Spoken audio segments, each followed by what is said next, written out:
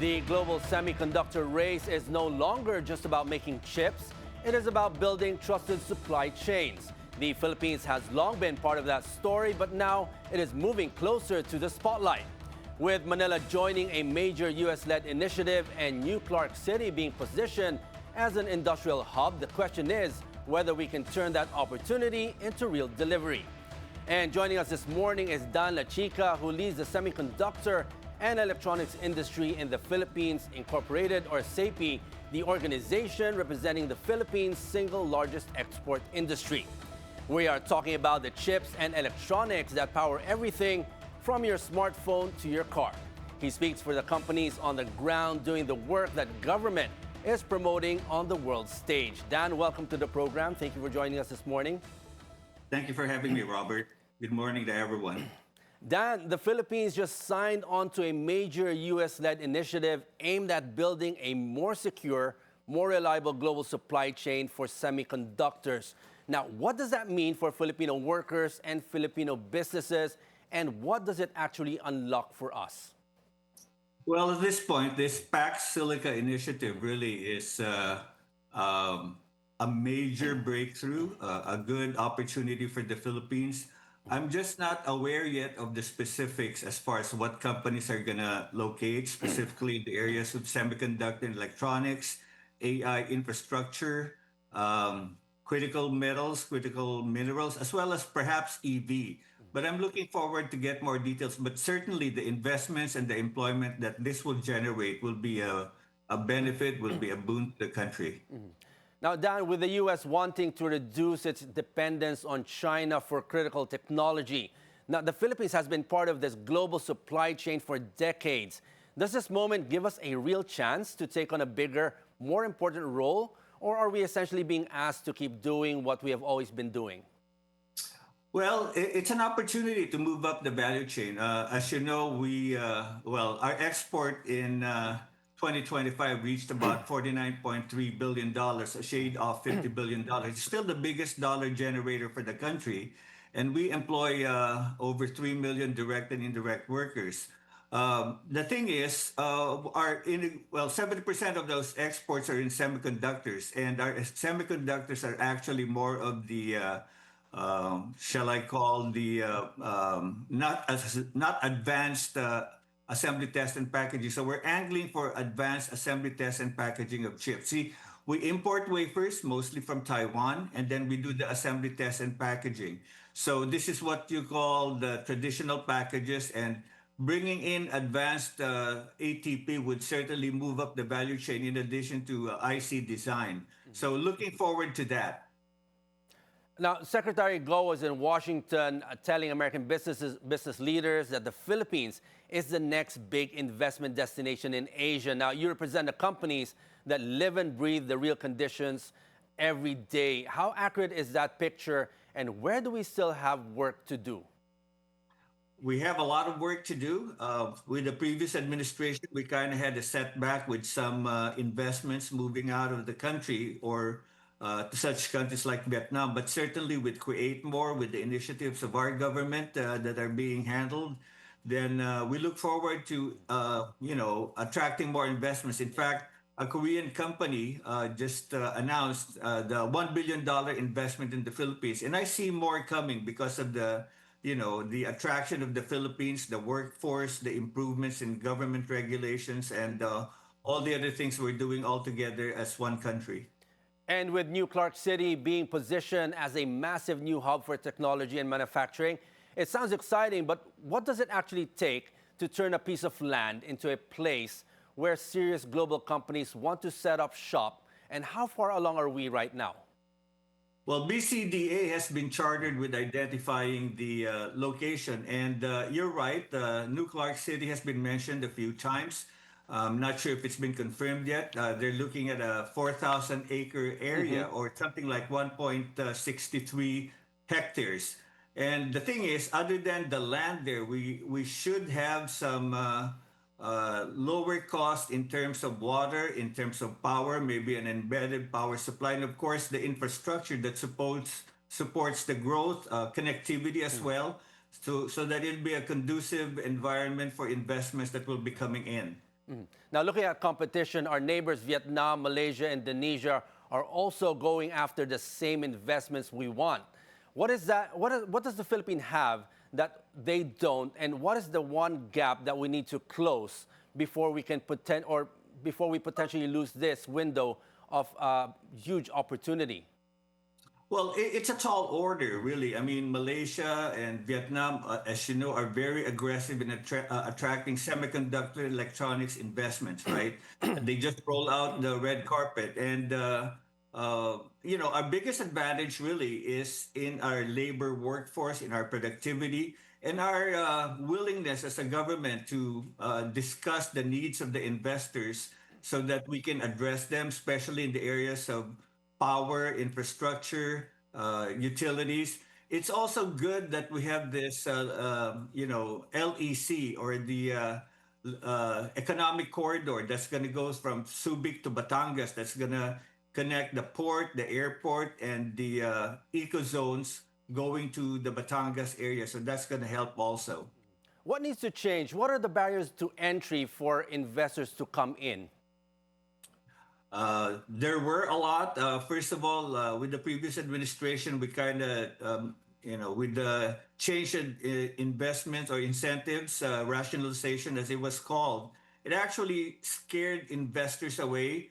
As you recall, we also changed government contracts, and so we kind of threw away the sanctity of government contracts. But the new administration is looking at that to remedy that, and also private ownership, the thrust towards renewable power, the infrastructure projects, and also creative ideas to reduce the power cost, notwithstanding the fuel crisis. Hopefully, these will all work together to attract investors. Yes, and with trade tensions between the U.S. and China, which are reshaping how global companies think about where they operate, are we seeing that actually translate into more companies choosing the Philippines, or is the business community still waiting to see how things would turn out? Well, as you know, the Philippines is still part of the first island supply chain, which involves also Taiwan and Japan and everything. So that's going to play a major factor in the U.S.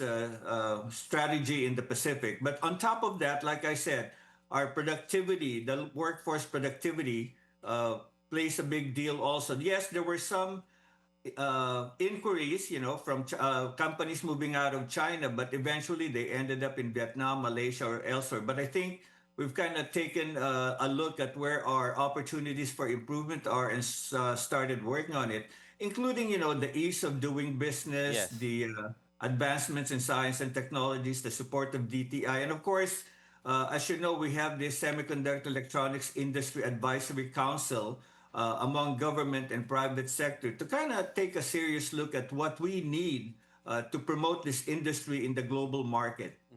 If we look at the big names in this industry, they're mostly foreign multinationals.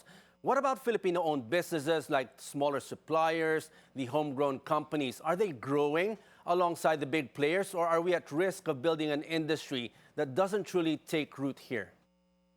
Well, we actually enjoyed the boom of the AI industry. While we don't make AI chips in the Philippines, we practically produce all the other chips that support the AI infrastructure, including power devices, cooling devices, switches, connectivity. Initially we projected a flat growth for the Philippines for 2025. But because of this AI boom, we actually grew by 16.3%, and we're projecting another modest 5% growth for 2026, notwithstanding the challenges that we're facing today. And again, it's really important for us to continue improving the ease of doing business, promoted by ARTA, the support of PEZA, and of course DTI and DOST, and even from a training standpoint, TESDA and CHED. So all this played together to look at the big picture and encourage investors to come over. Yes, because technology in this industry is evolving fast. The chips are being made today are far more complex than they were 10 years ago. Now, do we have enough skilled Filipinos, such as engineers, technicians, young graduates, to keep up where this industry is heading? Well, we have hundreds of thousands of graduates every year, and about 85 to 90%, 90,000 of them are in the technical field. Admittedly, we need to improve the curriculum for engineering. That's why we need to work with CHED to identify the gaps. We used to have a USAID project for advanced manufacturing workforce development, but the USAID funding was cut off. So, but then again, SEIPI has taken the onus of working with TESDA and the educational institutions to plug those gaps, starting with the Philippine Skills Framework, which TESDA helped complete.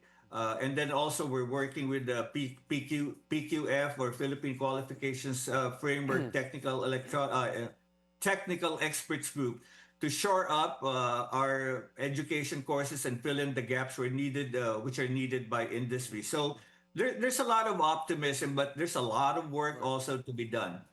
Are there any particular gaps that need to be addressed specifically to get us to where we want to be? Well, for one thing, like I said, our ATP, for instance, is more of the traditional packages. We need to move up the value chain in advanced ATP, and also shore up our IC design. But more importantly, if you look at IC design to the back end assembly, test, and packaging, we're missing a wafer fabrication facility. Right now, our IC design prototypes are being sent to foundries, and we do have a proposal we've submitted to the Department of Science and Technology for a wafer lab semiconductor processing facility, so that we reduce our dependence on foundries and be able to support the growing IC design industry. So hopefully this will be approved and funded accordingly. This is a tabletop model, but it should be able to enable us to go down to the 10, 15 nanometer technologies. And of course, we also look forward to the U.S. state government's help to restore the ITSI funding to train us in advanced ATP. Now, if you could ask for one thing, one concrete commitment from the government, from lawmakers, from the private sector, that would make the biggest difference or impact for this industry in the next 5 years, what would that be? Well, to begin with, first and foremost, and I may be a voice in the wilderness here, but I'd really like to see support and funding for a front-end semiconductor wafer lab going into the capability to attract commercial wafer labs, so that we can complete the supply chain. And of course, continuing with the work of ease of doing business, the aggressiveness in pursuing ecozone investors, improving our education system, and the infrastructure, especially the cost of doing business in the areas of power and logistics, as well as water costs. And finally, Dan, 10 years from now, what does a truly successful Philippine semiconductor industry look like, not just in numbers, but in what it means for ordinary Filipinos and the kind of country we hope to become? Well, I see, if I were to look at a vision that would be from 10 years from now, I'd like to see a completer supply chain from IC design to wafer fab processing to assembly, test, and packaging.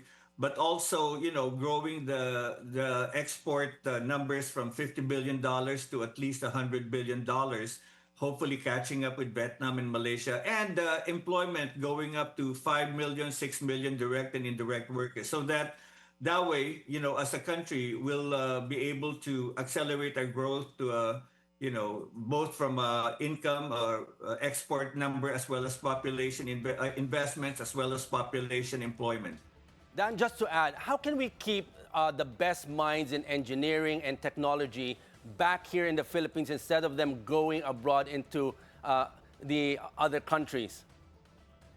Well, when we were in Belgium before, I talked to a group of semiconductor workers, and they said they'd love to come back, but they don't really have the facility or the, I guess, the opportunity to work in our country. So for one thing, like I said, going back to the complete semiconductor supply chain, attracting a wafer fab experienced people, like I've been in Silicon Valley, and also having the environment that will be conducive to them returning. Admittedly, the pay scale probably won't be as competitive as what other countries offer, But then again, if you consider the, being close to the family, the standards of living, the cost of living, we can be competitive also, so that, they're working for our country and not just for some other foreign country that gives them the pay that they want.